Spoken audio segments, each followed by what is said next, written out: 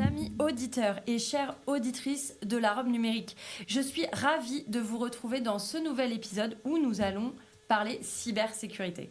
Une fois n'est pas coutume, et on va rappeler quelques chiffres afin de replacer le contexte.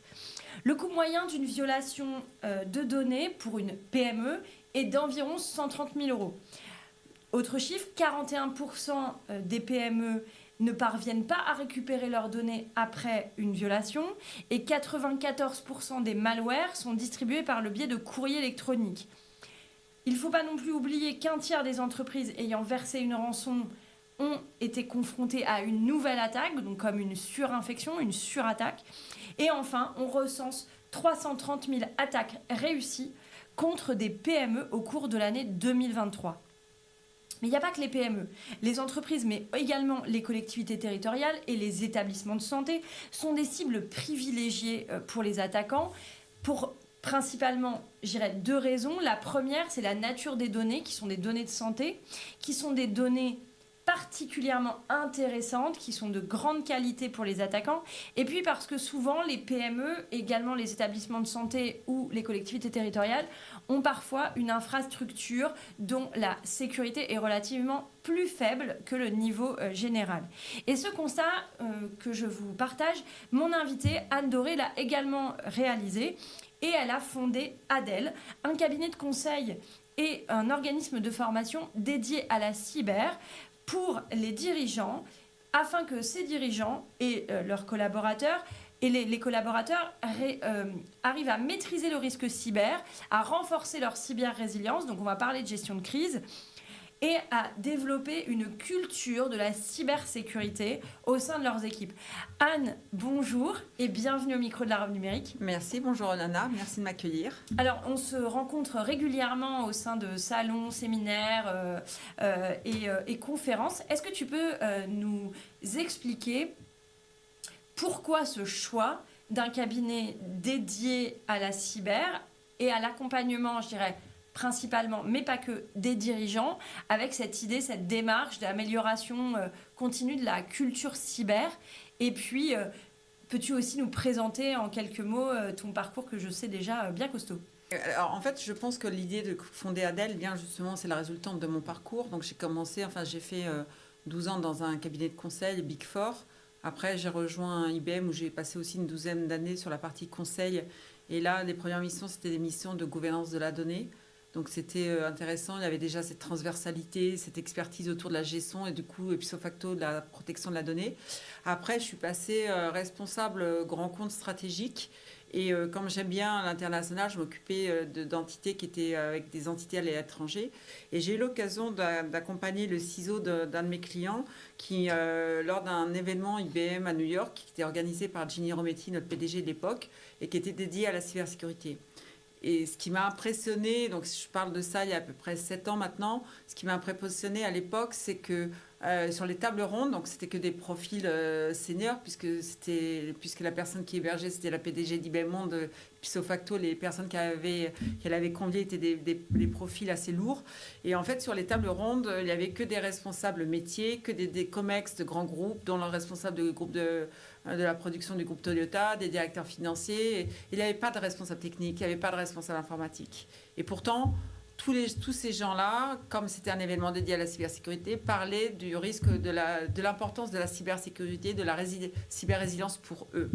Et en fait, je me suis dit, et c'est là que je me suis dit, waouh, parce que c'était un sujet métier dont l'élément déclencheur est technologique, donc informatique, mais en fait, c'est un sujet de COMEX, c'est un sujet qui est transversal. Et là, je me suis dit, en fait, j'ai fait du conseil, j'ai l'habitude de parler au COMEX, je comprends bien les enjeux technologiques. Donc, en fait, la cybersécurité, quelque part, c'est fait pour moi parce que ça fait converger l'ensemble des compétences que j'avais développées et mises en œuvre autour de mon expérience passée. Donc, ceci explique cela. Alors, du coup, justement... on le voit d'ailleurs dans les réglementations, il y a une évolution des attentes de prise en compte de la cybersécurité à l'échelle direction, donc COMEX ou non, hein, c'est-à-dire qu'on ait un comité exécutif ou que ce soit uniquement un président, son DG, ou qu'il y ait juste un président ou une présidente d'ailleurs. Aujourd'hui, il y a quand même un frein, enfin, on le voit, hein, la question elle a du mal à remonter et la réglementation, notamment NIS 2, exige même une implication et un arbitrage par le comité de direction des solutions et des outils cyber à mettre en œuvre. Donc il va falloir que le RSSI, la DSI plus largement et le COMEX arrivent à se parler sur ça et que la direction arbitre. Comment tu accompagnes justement ces dirigeants à prendre en compte cette mesure? Parce que dans les grands groupes, je ne suis pas étonnée qu'ils aient maîtrisé l'enjeu.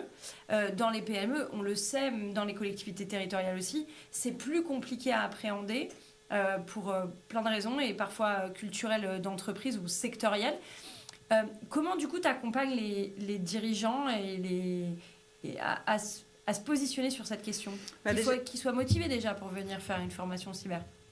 Alors oui, il faut qu'ils soient motivés, mais ce qui est déjà paradoxal, le constat est paradoxal, parce qu'en fait, ils gèrent tous les risques déjà. Donc ils gèrent le risque financier, ils se sont appropriés, même les profils, même les DG dans les PME, ETI qui ont des profils plus techniques, ils se sont appropriés le risque financier, ils se sont appropriés les enjeux des RSE, les enjeux de vente et commerciaux, etc. Et c'est en fait ce sujet de cybersécurité, ça reste un état de... ils ne se sont pas du tout appropriés parce qu'ils ne le comprennent pas. Et souvent, en fait, on en fait un sujet purement technique. Et donc, en fait, pour eux, cybersécurité, égale informatique. Et donc, jusqu'alors, ils ne se sont jamais occupés de la mise en place du réseau ou de l'imprimante. Et donc, ça, ils délèguent systématiquement. Oui, alors, je caricature aussi, oui, évidemment. Oui, après, ce n'est pas vu comme un sujet stratégique. En tout cas, c'est vu comme un sujet essentiel, mais ça n'est pas vu avec cette vision de la stratégie, avec une action à donner, un élan à porter, un sponsoring fort en fait. Il y a ça, mais surtout parce qu'il faut leur expliquer. En fait, il faut leur expliquer en termes justement quel est l'impact sur leur chiffre d'affaires, quel est l'impact. Et quand tu dis un dirigeant, en fait, ça peut générer un arrêt de votre production, un arrêt de votre entreprise pendant 3 jours, 5 mois ou même un plus. Là, il va tout de suite voir l'impact. Mais quand il voit l'impact, après, il va se trouver confronté à comment je gère. Et c'est comment je m'approprie ce sujet qui est nouveau, que je ne maîtrise pas. Là, il va se retourner vers son informatique qui va avoir une approche souvent très technique. Et du coup, en fait, il y a l'incompréhension entre cet enjeu qui impacte directement l'entreprise et sa survie dans certains cas, et ce sujet qui est souvent porté par les DSI, surtout dans les plus petites structures, comme un sujet purement technique. Moi, j'ai vu des dirigeants me dire « Anne, est-ce que tu crois qu'on a telle application? Est-ce que tu crois que ça suffit? Est-ce que c'est une bonne application ?» Et je lui dis, mais même si c'est la meilleure application du monde, c'est pas une application qui va créer, qui va faire que la solution, l'entreprise va être cyber résiliente ou pas. Mais donc ça montre bien, et ça montre bien l'ampleur de l'éducation et de la sensibilisation qu'il faut faire aussi bien au niveau des dirigeants, mais aussi faire en sorte que les gens qui portent le sujet cyber en portent autrement que le sujet technique. Et ça, c'est un vrai sujet. Oui, parce qu'il y a aussi demandé à la tech de vulgariser, de se mettre à un autre niveau dans la présentation des outils, parler des effets plutôt que la méthode, parler de la stratégie et expliquer comment ça couvre un certain nombre de risques. Oui, c'est ça. Et alors déjà, c'est souvent pas natif. Et puis en fait, à la défausse des profils techniques, la cyberrésilience, c'est pas que de la technologie. C'est l'organisation de gestion de crise, c'est la sensibilisation, la formation de l'ensemble des collaborateurs pour qu'ils ne cliquent pas sur n'importe quel mail de phishing, etc., etc. C'est un plan de continuité d'activité et c'est évidemment des briques technologiques qui sont structurées. C'est des briques au service d'une organisation qui est pensée, comprise dans ses besoins et pas un outil qui va être une baguette magique pour expliquer que ça y est, on est protégé. Voilà. Parce que ça n'existe pas, il n'y a pas de bouclier. Et ipso facto, comme la technologie, elle reste sur son domaine de compétences et sur son pilier de responsabilité qui est la technologie, même aussi brillants soient les profils techniques en termes... en fait, ils ne pourront pas construire une cyber-résilience parce qu'il leur manque les 3 autres éléments. Et les 3 autres éléments, dans une structure, quelle que soit la taille, ça dépend du comité de direction, du COMEX, ou du DG. Et parce que c'est juste pas dans leur domaine de compétences et ils n'ont pas cette transversalité. c'est là où, en fait... Et on les a pas non plus éduqués. Enfin, quand je discute avec des universitaires ou même dans des écoles d'ingé, c'est assez nouveau qu'on éduque aussi à une présentation, à savoir faire une restitution, expliquer que ce n'est pas qu'un outil et prendre aussi de la hauteur sur la portée de l'outil, la portée des développements, ce que l'on attend, c'est-à-dire inscrire la cybersécurité dans une démarche plus complète. C'est assez nouveau de demander aussi aux étudiants d'être capables de faire cette traduction en fait. En fait, je dirais que c'est même plus profond que ça. J'enseigne à l'ESCP, j'ai construit sur un module de 15 heures pour des Master 2, qui sont des masters en stratégie, organisation et conseil. Donc ce sont des étudiants qui en général ont une deuxième, comment dirais-je, qui ont déjà un diplôme, un bac plus 5 et qui viennent faire un master de spécialisation. Et je crois que c'est cette année ou l'année dernière, je ne me rappelle plus, donc sur ces 15 heures de cours, au bout d'une heure et demie, il y a une jeune femme qui vient me voir à la pause et qui me dit « Madame, je sors d'une école d'ingénieur, on m'a proposé d'aller travailler dans la cybersécurité, j'ai refusé. » Mais en vous écoutant, j'ai compris que je ne savais pas compris ce que c'était que la cybersécurité. Elle voyait ça uniquement sur un sujet purement technique. Et en fait, on ne leur avait pas présenté cette transversalité et l'enjeu, ce que représente la cybersécurité pour une entreprise. Et du coup, je me suis dit, ça m'a un peu, comment dirais-je, impacté. Enfin, j'ai trouvé ça... Saisissant. Saisissant, c'est exactement le mot, parce que je me dis, mais moi, j'en suis 1h30 de cours, donc on en est vraiment aux principes très généraux. Et je me suis dit, mais en fait, ces principes très généraux qui sont fondamentaux et qui sont basiques, on devrait les partager avec tout le monde. Et je m'aperçois qu'en fait, quand on le fait, quand je l'ai fait avec des équipes RH, je le fais avec des dirigeants, etc., en mots simples et en mots compréhensibles de tous. Et là, ils comprennent. Oui. Et là, ils se disent « Ah ». Et après, ils me disent « Bon, alors maintenant, on fait comment, Anne ?» Mais en fait, il faut leur expliquer. Et je pense que parfois, il faut aussi l'expliquer. Il faudrait aussi l'expliquer au profil technique. Alors, disant, certes, vous avez un sujet que vous maîtrisez, dans lequel vous excellez, mais voilà... Ils ont aussi la responsabilité de faire en sorte que ce qu'ils produisent soit compris. Il y a deux enjeux. Pour moi, il y a quand même ça. Je veux dire, si on produit des choses... Mais on a la même chose avec les avocats. Combien de fois on m'a dit que les avocats jargonnaient, et c'est souvent vrai. Tous les experts, la médecine... Exactement, et tous les experts, en fait. Et donc, en faisant ça, on crée une distance avec notre interlocuteur, avec la personne qui... Pourtant, on essaye d'embarquer dans notre sujet, et on a l'effet exact inverse.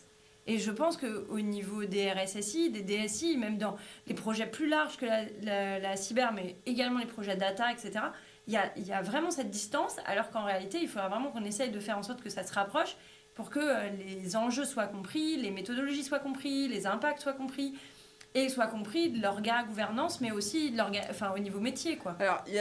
Alors, oui, je suis d'accord. C'est les experts parlent aux experts et on se rassure entre nous. Donc ça, c'est pire, en fait. Évidemment, on ne peut pas... Et on reste comme ça, on va se clos, c'est sympa. On reste, on va se clos, mais comme ça, on est sûr de... chacun reste sur son précaré, mais d'un côté, les dirigeants, ils pourraient faire la même chose, hein, mais c'est dans l'intérêt de personne. Donc ça, il y a un effort justement de trouver une terminologie commune et puis d'avoir un langage illustré, hein. Ça, c'est un premier point. Je veux dire, un médecin qui veut se faire comprendre, il peut être compréhensible, mais s'il a décidé que son patient ne le comprendrait pas, et en 3 mots clés, il l'a perdu. Et donc, je pense qu'un expert cyber peut faire exactement la même chose avec son management ou avec ses collègues, etc. Ça, c'est le premier point. Le deuxième point qui est extrêmement important pour moi, c'est que la cybersécurité n'a en aucun cas une finalité. C'est-à-dire que la personne qui fait la cybersécurité dans son coin, entre guillemets, elle peut éventuellement le faire pour des principes d'hygiène de base, parce qu'il y a des principes d'hygiène de base qu'il faut mettre en œuvre. Mais même dans les principes d'hygiène de base, quand je vais les mettre en œuvre, qu'est-ce que je protège en premier lieu, quoi ? Est-ce que c'est l'outil pour la gestion des notes de frais ou est-ce que c'est l'application cœur métier ? Alors évidemment, j'ai pris un exemple qui est facile et clivant. Mais en fait, aujourd'hui, quelqu'un qui fait de la cybersécurité sans avoir discuté de ça quand c'est une PME, avec son DG, en disant mais qu'est-ce que je dois protéger en premier lieu ? Qu'est-ce qui est important ? qu'est-ce qui est vital pour l'entreprise. Mais du coup, ça implique que l'entreprise que l'organisation au sens large se soit quand même posé la question. Parce qu'aujourd'hui, je vois même des plans d'action où il y a écrit protéger, faire des sauvegardes des données essentielles. Ah oui, lesquelles sont-elles? Oui, alors et aujourd'hui, c'est un vrai atelier, c'est un vrai groupe de travail qui se pose la question de quelles sont mes applications essentielles, quelles sont mes données sans lesquelles je ne peux pas repartir. Et c'est pas tout, en effet. Là, ça amène un autre vrai sujet. C'est que une de mes convictions, c'est qu'il n'y a pas de cybersécurité sans gouvernance de la donnée. Ce qui est alors là un chantier titanesque. Donc je pense qu'il faut poser les limites parce que j'ai rarement vu le chantier posé et le chantier bien posé parce que en fait la gouvernance de la donnée et la cybersécurité ce sont deux sujets transversaux. Donc il faudrait casser les BU pour que ça soit, les départements, les entités, les précarés, donc dans les grands groupes donc c'est compliqué. Mais je pense que si on revient à l'échelle d'une ETI PME, c'est déjà un peu plus simple parce que ils vont souvent se regrouper par application. Il faut s'être posé la question. Mais il faut s'être posé la question. Il faut faire l'exercice de se poser la question. En fait, sur les ETI, aux collectivités territoriales, là c'est un peu plus compliqué, mais PME c'est souvent une application regroupée dans une application et puis on peut faire ça entre guillemets grande masse en disant note de frais c'est pas très important, tout ce qui est planification des formations. Il y a des données personnelles, il faut protéger, mais si je peux vivre de 100. Ouais. Par contre, ma gestion des stocks et ma gestion de facture, mon outil de facturation et de recouvrement des factures, là, c'est critique. Donc, ils peuvent y aller par grande fonction. En disant ça, c'est... Oui, après, il y a une méthodologie, mais, voilà, c'est ça. Mais c'est une question que souvent, on s'aperçoit, ils ne se sont pas encore posés. Alors qu'on nous bassine... Et on les bassine. Mais en fait, avec la sauvegarde, quoi. Alors, non seulement ils ne se sont pas posé la question, mais ce qui est surprenant, moi je l'ai vu en posant la question à des dirigeants, c'est que la première réaction, c'est souvent de dire mais moi j'ai pas forcément de données sensibles. Ça m'est même arrivé avec des TPE de dire mais j'ai pas de données sensibles, etc. Et en discutant de façon, je dirais, à la pause café, ils prennent le temps, parce que c'est un groupe de dirigeants, ils prennent le temps de m'expliquer plus en détail leur métier. Et là, on me dit, mais vous ne vous rendez pas compte, les clients, vous avez des clients hypersensibles, des clients étatiques, des clients... Je dis, mais ok, votre activité, elle est... je la donnerai pas, mais elle est basique de chez basique. Personne ne penserait que vous êtes éligible à avoir des données critiques. Et pourtant, parce que de par la nature de vos clients. Et donc, en fait, comme les gens ne comprennent pas les attaquants, ils ne comprennent pas la valeur de la donnée qu'ils ont. Oui, c'est au sein de l'écosystème. Exactement. En fait, c'est dans un écosystème qu'il faut se poser la question. En fait, il faut la première des choses à se poser quand on est dirigeant, surtout TPE, PME, mais aussi TU, c'est quelle est la donnée qui a de la valeur pour un tiers, à qui profite le crime. Qu'est-ce qui viendrait chercher chez moi? Qu'est-ce qui viendrait chercher chez moi? Qu'est-ce qui a de la valeur? Alors, quand vous êtes une plus petite organisation, que vous travaillez avec un groupe du CAC 40, il vous a donné un cahier des charges déjà pour structurer votre cybersécurité, etc. Vous pouvez, quand vous travaillez avec certains pays ou certaines nationalités, la cybersécurité, elle fait partie du cahier des charges pour travailler avec ces entreprises. Mais quand vous travaillez pas quand vous n'êtes pas contraint par vos clients, aux fournisseurs à avoir, enfin plutôt clients, à avoir cette sécurité des bonnes pratiques, et vous prenez pas conscience. Vous ne prenez pas conscience à la fois du risque et surtout de la valeur de l'information qui est en votre possession. Aujourd'hui, tu dirais qu'il y a des compétences clés chez les RSSI et les managers sur les questions cybersécurité. Tu verrais, toi, des compétences clés à développer même, tu vois, je pense notamment à des soft skills, parce qu'on a du mal à... Enfin, on en voit un peu partout, mais je trouve qu'on ne les met pas assez en valeur aussi sur les métiers de la cyber, qui ne sont vraiment pas que des métiers techniques. Alors, déjà, le RSSI, oui, il faut qu'il ait des qualités, mais je pense que déjà, la cybersécurité, elle ne reporte pas, je disais en préambule, mais elle repose pas sur une seule personne. Donc le RSSI, oui, il peut avoir les épaules larges, mais enfin, à un moment donné, on ne peut pas tout lui faire porter sur ses pauvres épaules, parce que ça ne serait pas juste, et parce qu'encore une fois, il n'a pas tout dans son périmètre ni de compétences, ni d'actions au sein de l'entreprise. Donc ça, c'est le premier point. Après, je pense que la cybersécurité, mais je pense que c'est vrai pour de plus en plus de métiers, il faut rester très agile, apprendre en permanence. Et donc, cette capacité à se remettre en cause, à apprendre et à ouvrir l'ensemble des chakras et être en formation continue au fil de l'eau, je pense que c'est clé en cybersécurité, mais c'est clé dans l'IA, c'est clé... Enfin, j'entendais qu'il y a 30% des métiers de 2030 qu'on ne connaît pas encore. 2030, c'est après-demain. La cybersécurité va évoluer. Enfin, il y a le quantique, il y a... Aussi parce que les attaques évoluent. Donc, il y a l'IA qui arrive, il y a le quantique qui est là. Enfin, on ne peut pas dire ce qu'on fait aujourd'hui, c'est de l'état de l'art. Aussi bon soit-il, dans quelques mois, quelques années, ça sera obsolète. Donc, il faut évoluer en permanence. Et par contre, ce qui est intéressant, c'est que sur les collectivités territoriales ou sur les ETI, PME, ce qui est important, c'est aussi répartir cette compétence cyber sur l'ensemble sur un certain nombre de personnes. Moi, je dis toujours que, par exemple, la compétence gestion de crise, elle ne doit pas être forcément portée par le RSSI ou le directeur informatique. Dans une TPE, PME, elle peut être portée par le directeur financier, par le responsable qualité. Ça dépend. Enfin, il n'y a pas de règle. Il faut déjà trouver la personne qui a l'appétence à vouloir le faire, qui a la volonté de le faire. Et après, cette personne, on l'a fait monter en compétence. Mais travailler sur une organisation de gestion de crise, vous n'avez pas besoin d'être technique pour le faire. Vous n'avez pas besoin d'être un expert cybersécurité. La gestion de crise, c'est de l'organisation, c'est de la préparation, c'est de la répétition. C'est du sang-froid. C'est du sang-froid. Et donc voilà. Donc il faut répartir cette compétence cyber sur l'ensemble des collaborateurs de façon ad hoc, donc de façon pertinente, en fonction de la volonté des uns des autres, des profils, et puis de l'appétence à apprendre et à faire des formations.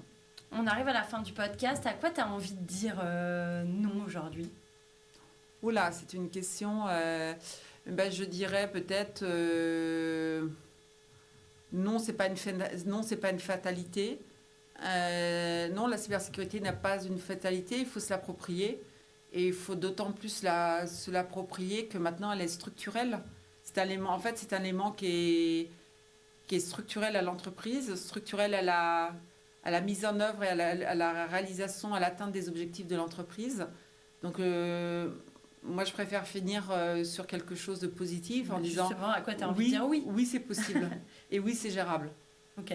Donc non, c'est pas une fatalité et oui, c'est possible. Exactement. Donc allez-y, quoi. Exactement. Écoute, merci beaucoup d'être venu au micro de la Robe Numérique. Merci beaucoup de m'avoir accueilli. Et puis, n'hésite pas, on partagera sur tous nos réseaux les moyens de te contacter et de découvrir Adèle encore plus en détail avec ton site internet, tes pages réseaux sociaux également.